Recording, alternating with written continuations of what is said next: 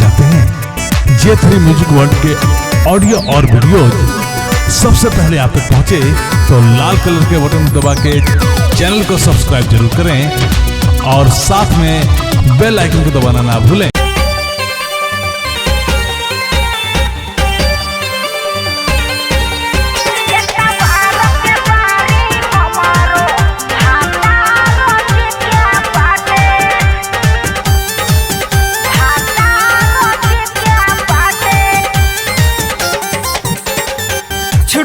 हाथ साथ होत बाबे टेंशन लगे करा दे खत्म रिलेशन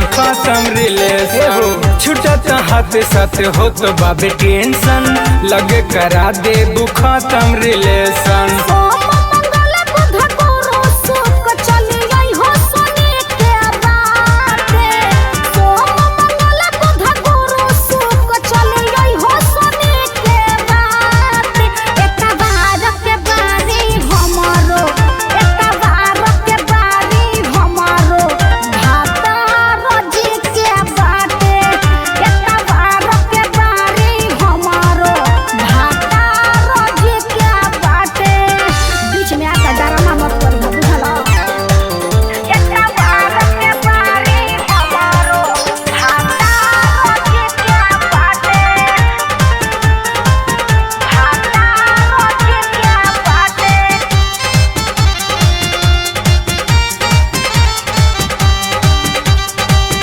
तारू डेट लेट हो तारू डेली रोज सुनाबा तारू नया पहेली कैसे बताई बड़ी होता ठेला ठेली आवना चटनी तू मीठा के भेली दे तारू डेट लेट हो तारू डेली रोज सुनाबा तारू नया पहेली कैसे बताई बड़ी बात ठेला ठेली आवना चटनी तू मीठा के भेली तोहरा बिना ये हो करे जा कुछो ना हम के भाग एता बाज के बाजी हमरो एता बार के बारी हमरो भाता रोजी के बाटे एता बार के बारी हमरो भाता रोजी के बाटे एता बार के बारी हमरो भाता रोजी के बाटे भाता रोजी के बाटे।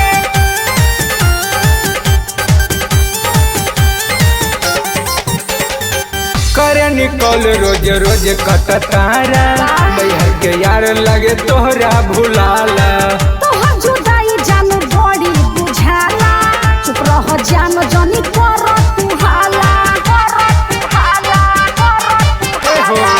करे निकल रोज रोज कटतारा अच्छा। मैहर के यार लगे तोहरा भुलाला तोहर जुदाई जानू बड़ी बुझाला चुप रह जानो जनी कर तू हाला राइत राजो याद अनिल के याद सुनो सतावे एता बार के बाजी हमारा एता बार के बारी हमारा भाता रोजी के बाटे एता बार के बारी हमारा भाता रोजी के बाटे। छुटत हाथ साथ होत बाबे टेंशन लगे करा दे खत्म रिलेशन छुटत हाथ साथ होत बाबे टेंशन लगे करा दे खत्म रिलेशन।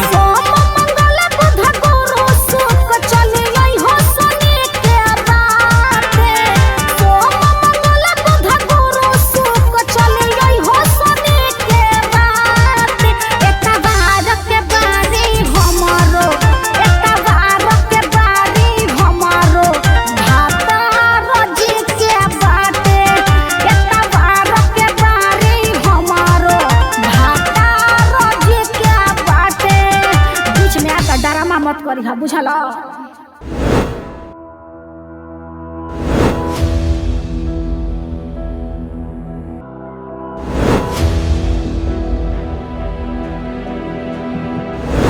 सीजन 1 की सफलता के बाद एक बार फिर से शुरू हो चुका है सुरों का नया दंगल J3 राइजिंग स्टार सीजन 2। जी हाँ, सीजन 2 रजिस्ट्रेशन शुरू है, तो देर ना करें। अपने सिंगर बनने के सपनों को साकार करने के लिए सादा आवाज में गाते हुए वीडियो बनाकर भेजें 93 1145 19 16। मैं फिर से बता दूं 93 1145 19 16। इस कंपटीशन में 3 विनर को मिलेगा मुफ्त में ऑडियो एंड वीडियो। तो देर ना करें, अपना वीडियो बनाकर मेरे व्हाट्सएप नंबर पर सेंड करें।